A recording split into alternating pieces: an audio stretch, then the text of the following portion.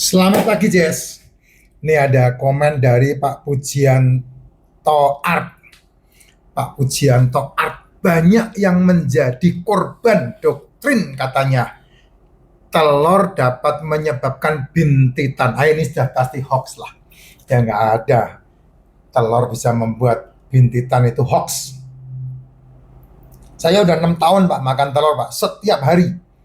Setiap hari makan telur. Terbanyak berapa Pak? Terbanyak 15 sampai 20 butir. Terbanyak. Terbanyak itu. Ya kalau sekarang saya makan satu hari 5. 4, 5, 3, 5. Itu satu hari itu.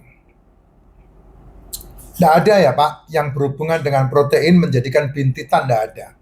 Semua yang berhubungan dengan kulit, semua yang berhubungan dengan kulit, ya saya ulangi lagi ya, semua yang berhubungan dengan kulit itu karena makananmu sampah. Itu aja jawaban saya.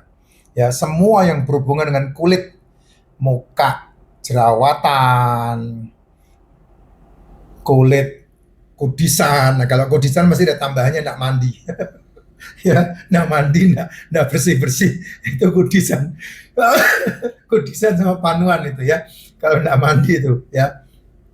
Terus kemudian kulit beruntusan gitu, terus kemudian kulit semua yang muncul lah dari tubuh ini ya, kelihatan banget. Itu adalah sampah yang kamu masukkan ke dalam tubuh. Dan yang saya sebut sampah itu pasti jawabannya adalah GUGLALA, gula. Entah itu dari nasi, entah itu dari singkong, entah itu dari tepung, entah itu dari jajan-jajanan, entah itu dari minuman-minuman berenergi, entah itu dari minuman-minuman manis, entah itu dari minuman-minuman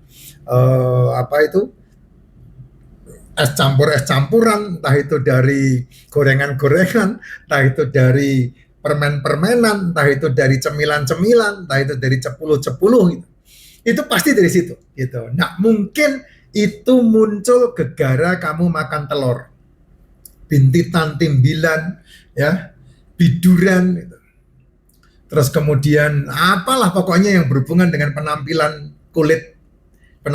kulit tubuh kita itu semua termasuk kaki-kaki yang hitam-hitam itu ya, kaki-kaki yang hitam-hitam, borokan-borokan itu semua gegara GUGLALA, gula.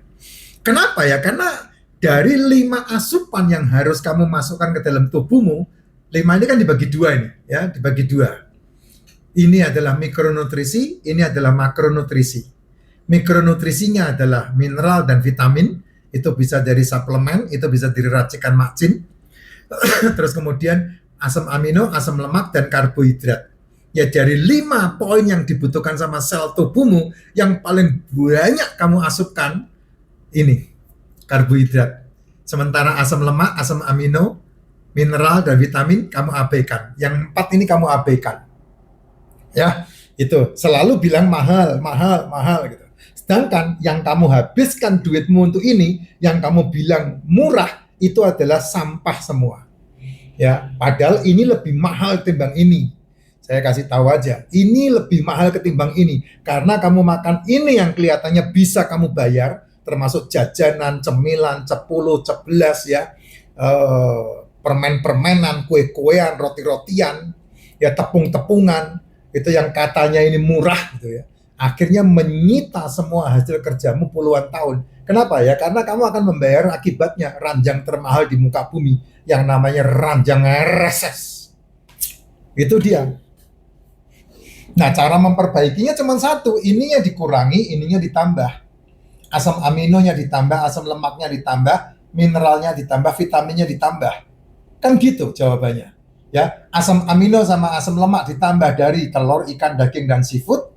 Mineral dan vitamin ditambah dari suplemen atau racikan makcin. Kan itu pilihannya ada di kamu.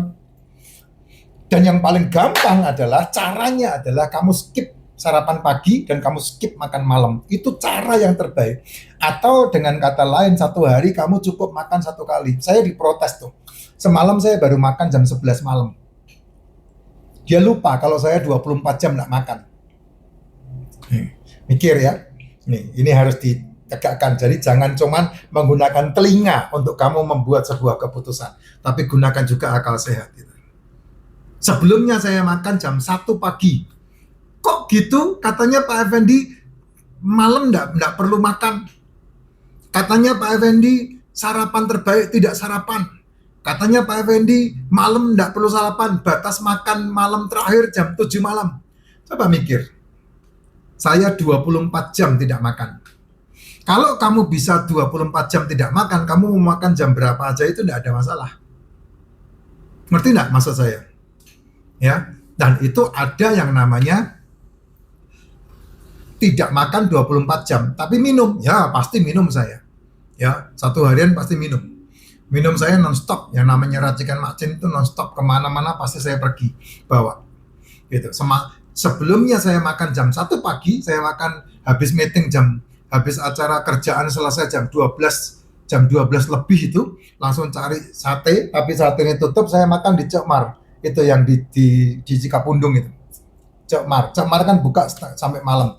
Rencananya mau makan itu nasi kalong, tapi tidak jadi ke situ. Makanya di Cok Mar. Saya bilang kan, yang saya makan apa? Apa itu ikan apa itu namanya? Tuna. Ya, ikan tuna 1, telur dadar 1, telur bulet 1, terus kemudian rawon sapi 1, sama satu lagi apa itu ya?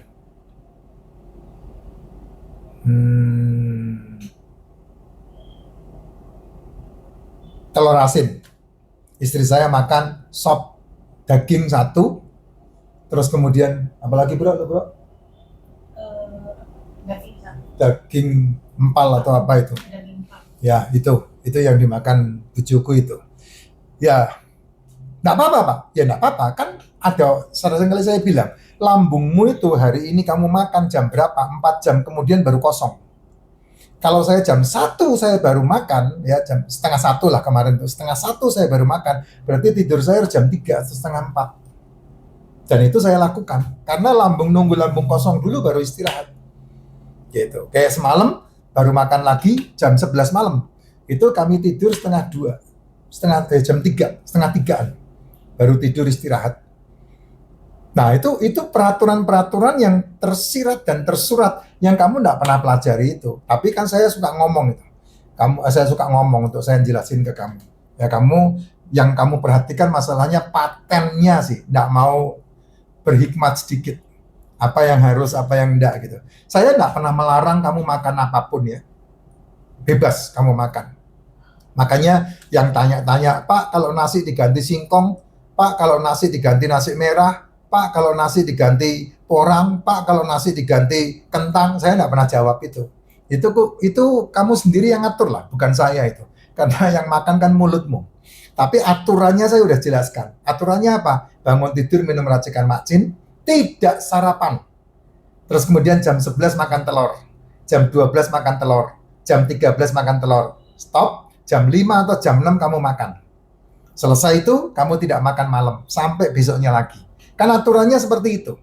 Jadi kalau kamu udah memikirkan kayak saya, jam seharian saya tidak bisa makan, ya berarti udah siap-siap, pasti malam baru makan. Jam 8 baru makan, jam 9 baru makan, jam 10 baru makan. Seperti semalam jam 11 saya baru makan.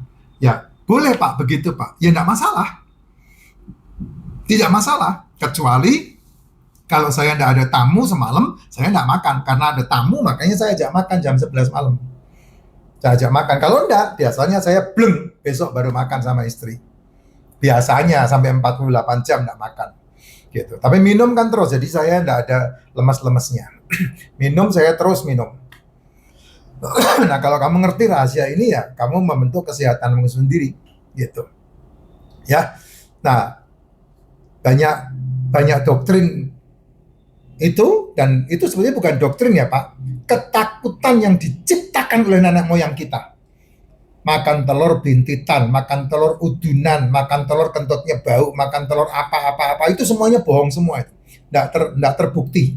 Ya, makan telur sehat, nah itu baru benar. Ya, kamu seringkali mengkambing hitamkan telur, ya, dan mengkambing hitamkan rokok. Itu seringkali terjadi di antara kamu. Ya, tapi kamu lupa yang membunuh bukan telur dan rokok, yang membunuh adalah gula. Yang mematikan adalah gula.